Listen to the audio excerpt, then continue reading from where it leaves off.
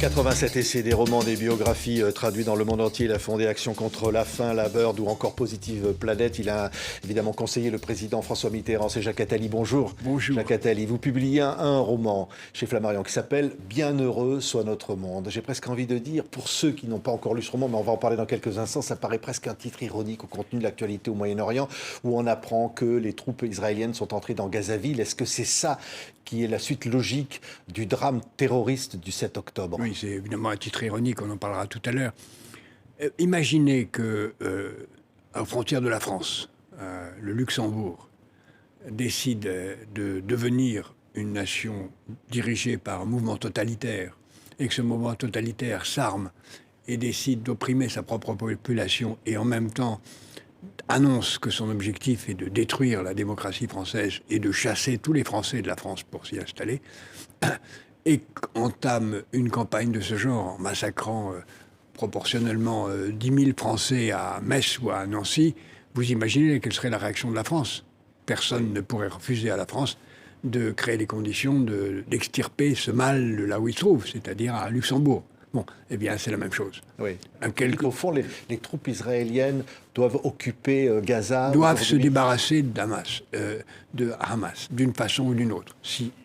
En préservant autant qu'il est possible les populations civiles, en créant des couloirs, en faisant en sorte d'obtenir une situation où les otages soient rendus, où le Hamas étant éliminé, se créent les conditions d'une gestion démocratique de la région de Gaza et qu'en même temps, Israël reconnaisse enfin ce que les gouvernements israéliens précédents avaient fait, c'est-à-dire la nécessité d'un État palestinien qui est de plus en plus nécessaire, de moins en moins possible, et qui, je passe mon temps à le répéter, est surtout de l'intérêt de l'État d'Israël, puisqu'on voit aujourd'hui commencer à apparaître des revendications, non pas d'un État palestinien, mais d'un État unique dans lequel Israël disparaîtrait dans un État islamiste unique, ce qui est évidemment contraire à l'intérêt des Israéliens. Oui, mais ça veut dire que ça doit se faire sans Benjamin Netanyahou?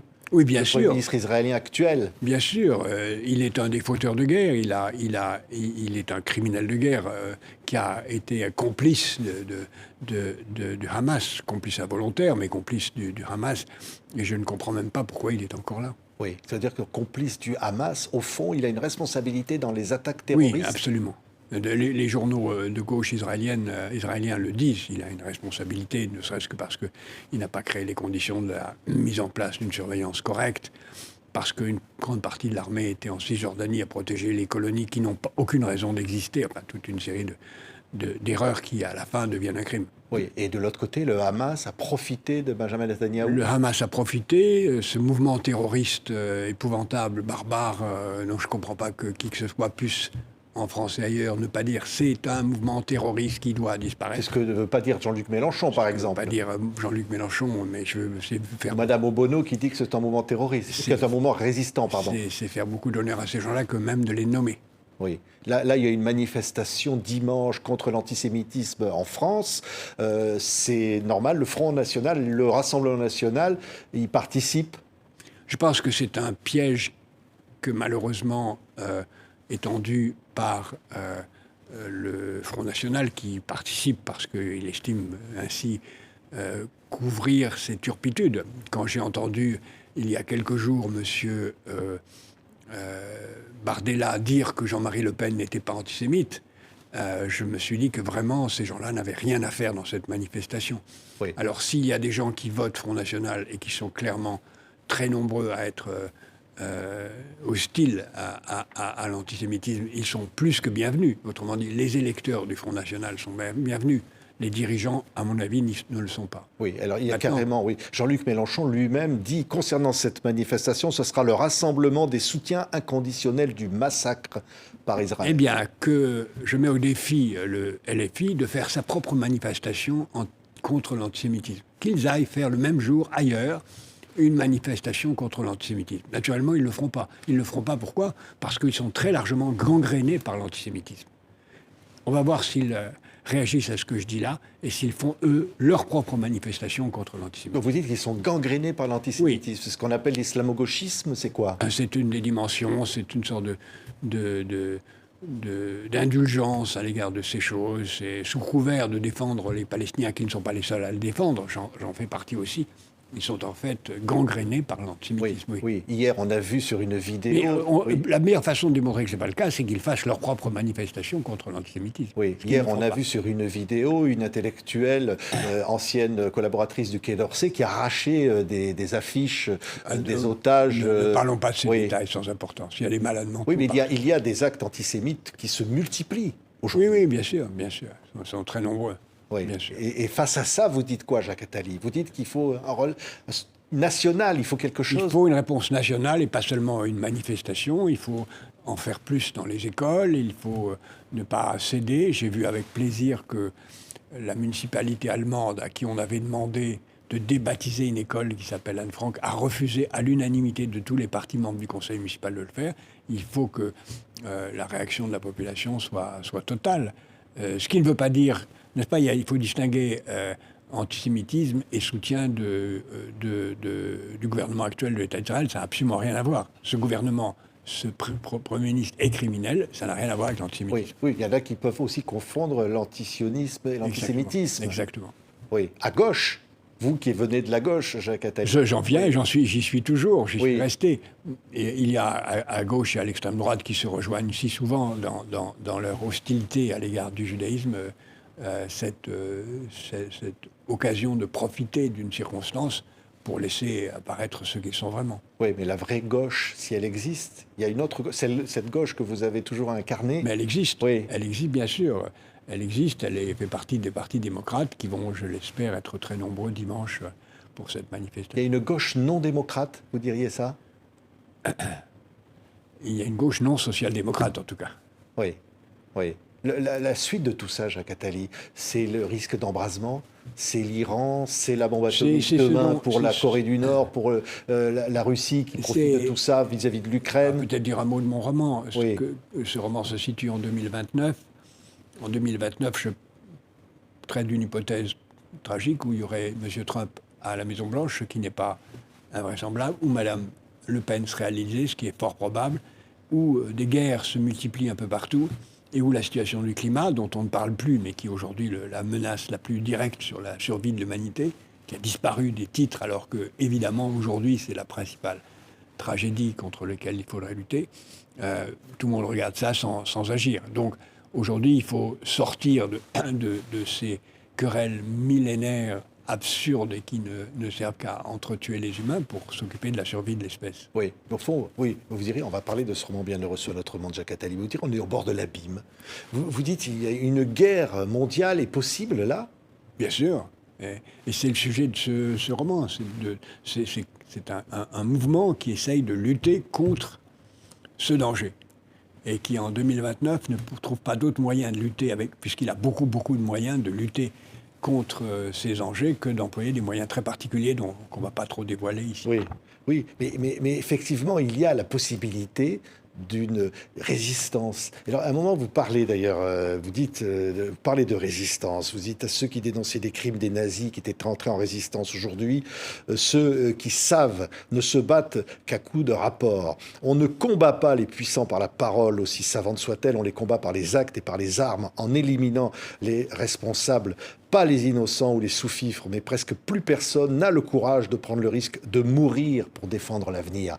Ça, c'est un extrait de votre livre, Jacques Attali. C'est ce que dit un des personnages. Oui.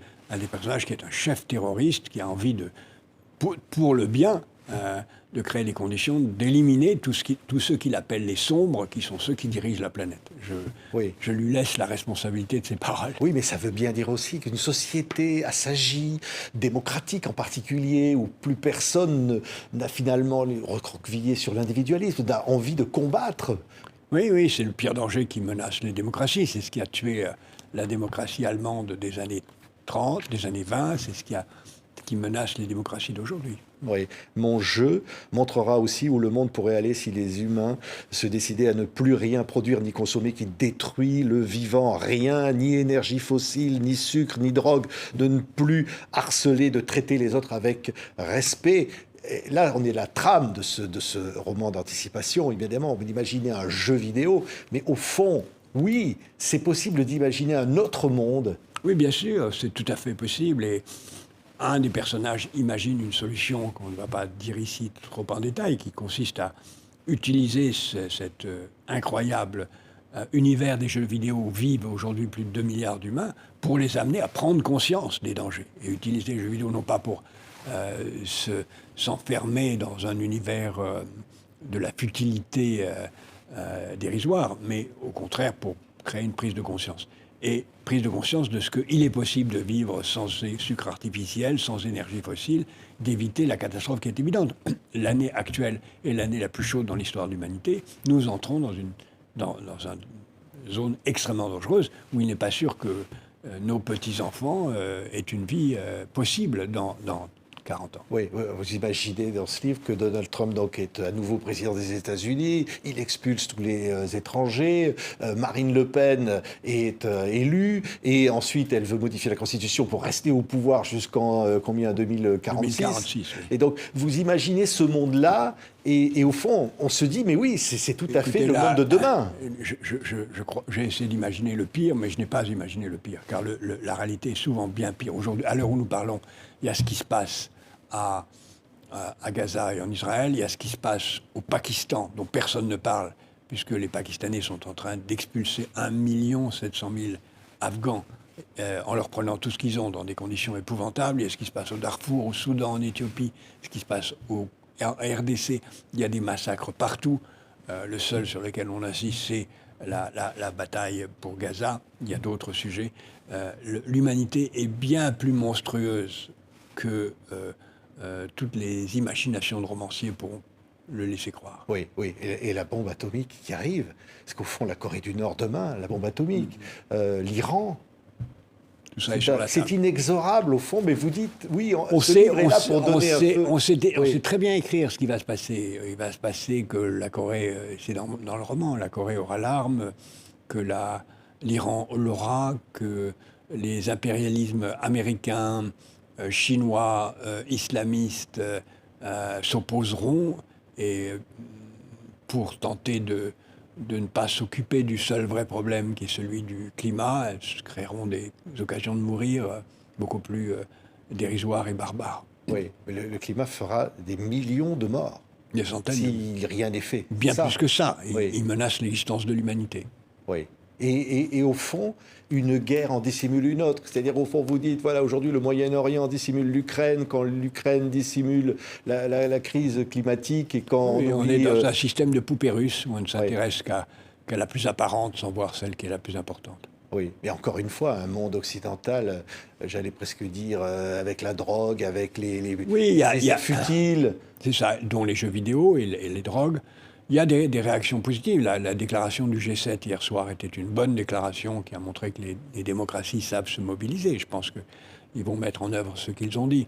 Mais évidemment, la bataille contre la drogue, qui est d'ailleurs très largement manipulée par le pouvoir chinois, qui a tout intérêt à y développer tant la drogue réelle, le fentanyl, et sa version européenne, et la drogue virtuelle, dont TikTok chinois fait partie. C'est une des batailles que l'humanité doit mener. Oui, ça dit aussi, ce livre, que chacun doit prendre une part. D'ailleurs, dans votre action avec Positive Planète, c'est ça le message, au fond, le plus, on va dire le plus modeste, entre guillemets. Un des personnages du roman et à la fin, on le voit, révèle ce que j'ai vraiment en tête, c'est-à-dire ce qu'il... mais je ne vais pas le dire ici, quelle est la bonne attitude face à tout ça. Je pense que la bonne attitude, c'est que chacun, où il est, les puissants agissent sur les sujets de fond, les individus agissent dans leur comportement personnel en étant fraternels, empathiques et en privilégiant l'économie de la vie sur l'économie de la mort, en développant l'éducation. Par hasard, si un des personnages principaux est une professeure de littérature. Oui, il y a les sombres, et puis il y a les vivants. Voilà, ce sont des personnages... Et les illusionnistes. Et les illusionnistes. Qui sont ceux qui ont l'apparence du pouvoir, mais qui ne font rien. Il y a ça aussi, cette espèce d'idée que le pouvoir ne serait qu'une apparence, et puis que derrière, il y en a qui tireraient les ficelles. Oui. Ça, c'est aussi quelque chose qui est largement diffusé dans le monde d'aujourd'hui, notamment sur les réseaux sociaux. Oui, c'est ce que croient beaucoup des personnages du roman. Et puis à la fin, on voit ce que moi, je comprends de tout cela. Oui. Au fond, vous diriez, c'est quand même un livre optimiste. On ne dira pas la fin, Jacques Attali. C'est un livre qui montre que tout est dans notre main. Mais c'est d'abord un roman. Donc j'aimerais... Et un roman, On l'écrit en disant il faut que le lecteur ait envie de tourner la page et pas de poser le roman. Oui. Mais on découvrira en le lisant que ça se passe jour après jour. C'est-à-dire que les jours... Donc on est sur un temps très court, Oui. où les choses se bouleversent d'un jour sur l'autre. Comme on le voit en ce moment. Oui. Donc c'est comme une course contre la montre. au fond. Exactement. C'est Exactement. ça qui rend le livre incroyable. On voit sur la couverture, comme ça, des oiseaux qui volent sur un champ de ruines. Les oiseaux, C'est une image, oui. les oiseaux jouent un rôle très important dans le roman. Oui. Et ils sont là, quand même. Toujours, ils volent. Merci Jacques Attali. Le livre donc s'appelle Bienheureux soit notre monde, ce nouveau roman publié chez Flammarion qui est absolument formidable. Merci d'avoir été notre invité. Merci. Merci infiniment.